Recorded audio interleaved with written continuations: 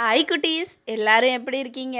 அழகா குட்டியா சுட்டியா இருக்கிற என்னோட குட்டீஸுக்கு நான் என்ன கொண்டிருக்கேன் தெரியுமா? ஆமா, எப்போ பார்த்தாலும் பயந்த சுபாவத்தோடு இருக்கிற என்னோட குட்டீஸுக்கு நான் ஒரு கதை சொல்ல போறேன். நம்ம எப்பவுமே எந்த சூழ்நிலையிலும் எதற்காகவும் பயப்படவே கூடாது, தைரியமா இருக்கணும் குட்டீஸ். ஏன் தெரியுமா நான் அப்படி சொல்றேன்? ஏன்னா நம்ம கூட மகா பெரிய ஆண்டவராகிய ஏசப்பா ஒரு அப்பாவா அம்மாவா ஒரு தோழனா எப்பவும் நம்ம கூட இருக்கிறாங்க. இதுக்கு ஒரு உதாரணமா ஒரு கதை சொல்லட்டுமா?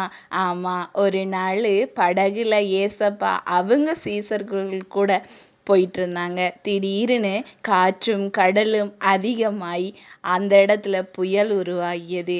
அப்போ ஏசப்பா நல்லா தூங்கிட்டு இருந்தாரு.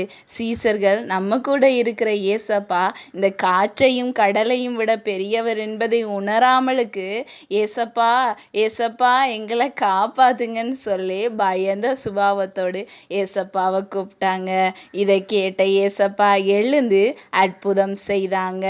கடலையும் காற்றையும் பார்த்து அதட்டினார். அமைதலாய் இரு என்று சொன்னபோது காற்றும் கடலும் அமைதலாயிற்று. அதே போலதான் குட்டீஸ், நம்மளுடைய சூழ்நிலைகள் நமக்கு எதிராய் இருக்கலாம்.